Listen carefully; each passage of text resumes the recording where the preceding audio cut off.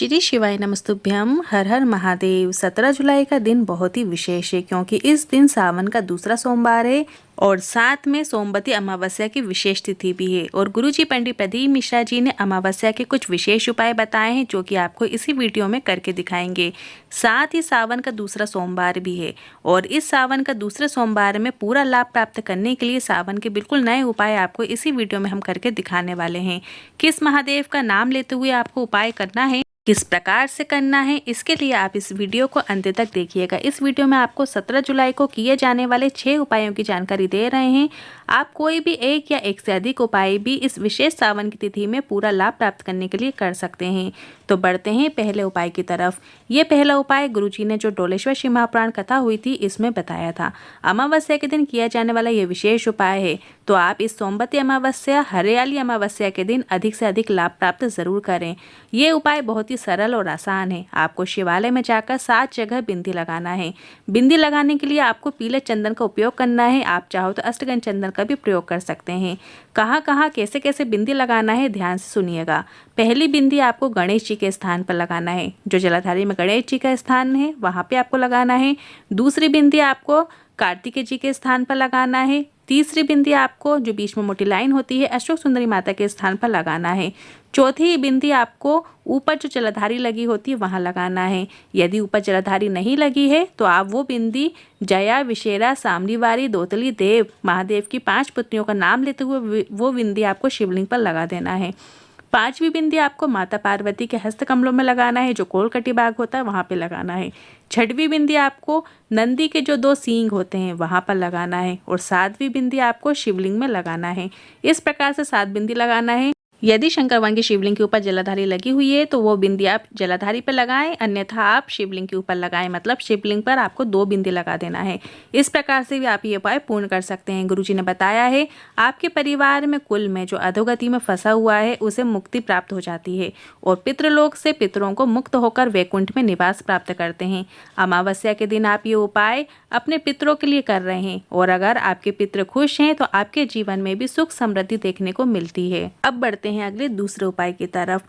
अगर आपके घर में क्लेश होता है, लड़ाइयाँ झगड़े होते रहते हैं, गृह क्लेश होता है, बर्तन गिरते रहते हैं, कार्य अटक जाते हैं, पूर्ण नहीं हो पाते हैं, जीवन में तरक्की देखने को नहीं मिल रही है, घर में नेगेटिविटी है, तो ये सब तब होता है जब आपके पितृ तृप्त नहीं होते हैं। ऐसे में गुरुजी ने एक बिल्कुल आसान उपाय बताया है जो कि इस प्रकार है। ये उपाय आपको इस 17 जुलाई सोमवती अमावस्या के दिन सुबह के समय करना है और ये उपाय बार बार करने की भी जरूरत नहीं होती है। एक बार करने से ही आपको पूरा फल प्राप्त हो जाता है और आपके पितृ तृप्त हो जाते हैं। ये उपाय करने के लिए आपको एक बेलपत्र की आवश्यकता होगी और पंचामृत की आवश्यकता होगी। पंचामृत 5 चीज़ों से मिलकर बना होता है। दूध, दही, घी, शहद, शक्कर, इन 5 चीज़ों को मिलाकर पंचामृत तैयार कर लीजिए। आपको पंचामृत बनाना है तो आपको एक बेलपत्र, पंचामृत और साथ ही 1 कलश जल लेकर शिवालय पहुंच जाना है। शिवालय में शिवलिंग में सबसे पहले जो अशोक सुंदरी माता का स्थान होता है, जो बेलपत्र आप लेकर गए हो वो बेलपत्र आपको अशोक सुंदरी माता के स्थान पर अर्पित कर देना है। अर्पित करते समय आपको जो बेलपत्र की डंडी का मुख है वो शिवलिंग की ओर करते हुए अर्पित करना है। साथ में आपको बेलपत्र उल्टी अर्पित करना है। सीधी बेलपत्र अर्पित नहीं की जाती है, उल्टी बेलपत्र आपको अशोक सुंदरी माता के स्थान पर अर्पित कर देना है।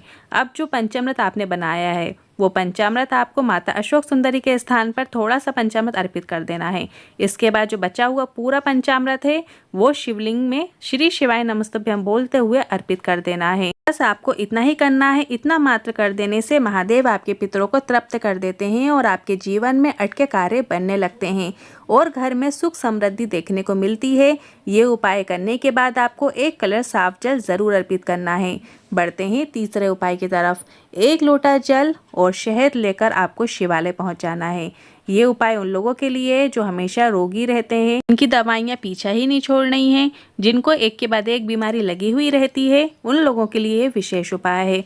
आपको सबसे पहले कल के दिन मतलब सावन के दूसरे सोमवार के दिन सोमवती अमावस्या के दिन शहद लेकर और 1 लोटा जल लेकर शिवालय पहुंचना है।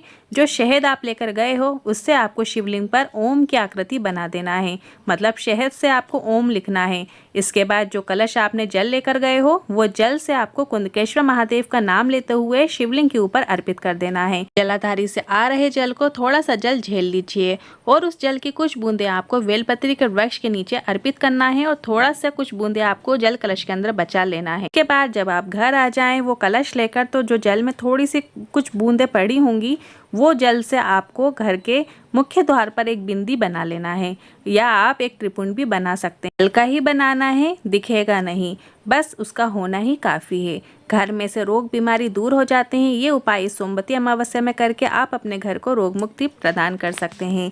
अब बढ़ते हैं चौथे उपाय की तरफ।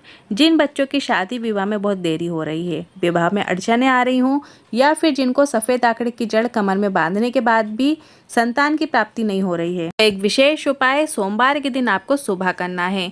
आपको इस उपाय को करने के 5 पुष्प लेना है, 5 बेलपत्र लेना है, 5 दूर्वा लेना है और 5 लोटे जल लेना है। ये उपाय साधारण नहीं है, ध्यान से सुनिएगा। सबसे पहले आपको 1 पुष्प, 1 बेलपत्र, 1 दूर्वा और 1 कलश जल तुम्रुका जी का नाम लेते हुए, नंदीश्वर महादेव का नाम लेते हुए अर्पित करना है। ऐसा आपको 5 बार करना है, इसलिए आपको यहाँ पे 5-5 चीज़ों की आवश्यकता होगी। इसके बाद श्री शिवाय नमस्तुभ्यम या नमः शिवाय या ओम नमः शिवाय मंत्र का जाप करें। ये मंत्र जाप आप 5 बार जरूर करें। गुरुजी ने कहा है आप ये उपाय कम से कम 5 सोमवार या 7 सोमवार करके देखिए, तो संतान की प्राप्ति होगी, भोलेनाथ की कृपा से ज़रूर होगी। और अगर शादी या विवाह के लिए आप ये उपाय कर रहे हो तो आपको उत्तम रिश्ते की ज़रूर प्राप्ति होगी। अब बढ़ते हैं अगले 5वें उपाय की तरफ।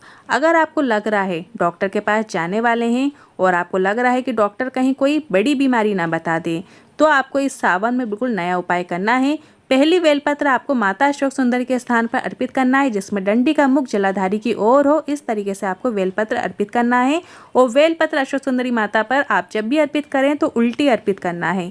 इसके बाद दूसरी बेलपत्र आपको माता पार्वती के हस्त कमल में अर्पित करना है, जिसमें आपको डंडी का मुख आपकी ओर होना चाहिए। जहाँ से भी बैठ के आप अर्पित कर रहे हो तो डंडी का मुख आप अपने साइड करते हुए अर्पित करें। तीसरी बेलपत्र आपको शिवलिंग के ऊपर, जिसकी डंडी का मुख आपके विपरीत दिशा की ओर होना चाहिए, इस तरीके से अर्पित करना है।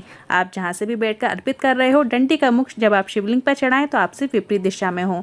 इसके बाद जो 2 कलश जल आपने लाए हैं, जहाँ जहाँ आपने बेलपत्र अर्पित करी है, इन तीनों जगह पर आपको जल अर्पित करना है। मतलब सबसे पहले आपको अशोक सुंदरी माता के स्थान पर जल अर्पित करना है, फिर जो गोल कटी भाग है जहाँ पे आपने बेलपत्र अर्पित की है वहां पर अर्पित करना है, और तीसरी जगह मतलब पूरा जल आपको शिवलिंग के ऊपर अर्पित करना है। इसके बाद जलाधारी से आ रहे जल को थोड़ा सा भाग प्राप्त करके आचमन कर लेना है। बाबा संभाल ही लेगा, बड़ी बीमारी नहीं होने देगा। बढ़ते हैं अगले 6वें उपाय की तरफ। सावन के दूसरे सोमवार में आपको ये उपाय करना है। जब कोई विषम परिस्थिति आ गई हो, आपका काम ही नहीं हो पा रहा हो, काम अटक गया हो, तो आपको शिवलिंग पर जहाँ जहाँ जल अर्पित करते हो वहाँ वहाँ आपको एक बेलपत्र अर्पित करना है और फिर जल अर्पित करना है। जैसे गणेश जी के स्थान पर आपको सबसे पहले बेलपत्र अर्पित करनी है, फिर जल अर्पित करना है। कार्तिकेय जी के स्थान पर आपको बेलपत्र अर्पित करनी है, फिर जल अर्पित करना है। उसी तरीके से अशोक सुंदरी माता के स्थान पर सबसे पहले आपको एक बेलपत्र अर्पित करना है, जिसमें डंडी का मुख जलाधारी की ओर हो। इसके बाद थोड़ा सा जल अर्पित करें। फिर माता पार्वती के हस्त कमलों में आपको बेलपत्र अर्पित करना है, फिर जल अर्पित करना है। फिर शिवलिंग के ऊपर बेलपत्र अर्पित करके पूर्ण जल शिवलिंग के ऊपर अर्पित कर देना है। इन 5 जगह पर बेलपत्र अर्पित करके, 5 जगह जल अर्पित करके, जो आप अटके हुए कार्य के लिए कर रहे हो, वो कार्य, वो कामना आपकी 2 महीने में पूर्ण हो जाएगी, ये निश्चिता है। ये उपाय आपको उत्तर दिशा की ओर मुख करके करना है, मतलब आपको अपना मुख जलाधारी की ओर हो, इस तरीके से आपको करना है। अगर जब आप गणेश जी, कार्तिकेय जी, जैसे कुछ मंदिरों में जलाधारी बहुत बड़ी होती है, शिवलिंग बहुत बड़े होते हैं, तो आसानी से हाथ नहीं पहुंच पाता है, तो आप गणेश जी, कार्तिकेय जी, अशोक सुंदरी माता के स्थान पर जब आप बेलपत्र और जल चढ़ाएंगे तो आप नज़दीक में जाके चढ़ा सकते हैं। इसके बाद जो गोलकटी भाग है और शिवलिंग के ऊपर जब आप बेलपत्र और जल चढ़ाएंगे तो आप उत्तर दिशा की ओर मुख करके चढ़ा दीजिएगा। गुरुजी ने कहा है आप ये उपाय 5 से 7 सोमवार करके देखिएगा, सफलता आपको ज़रूर मिलेगी। आप ये उपाय जो भी आपकी मन की कामना है, जो भी अटका हुआ कार्य है, जिसमें आप बहुत लंबे समय से प्रयास कर रहे हो, उसके लिए कर सकते हो। कल सावन का दूसरा सोमवार है और आप ये उपाय ज़रूर कीजिएगा। आज के उपायों से लेकर मन में कोई सवाल है, क्वेश्चन है, तो आप कमेंट बॉक्स के जरिए पूछ सकते हैं। वीडियो थोड़ा भी उपयोगी लगा हो तो वीडियो को लाइक करके सब्सक्राइब ज़रूर कीजिएगा।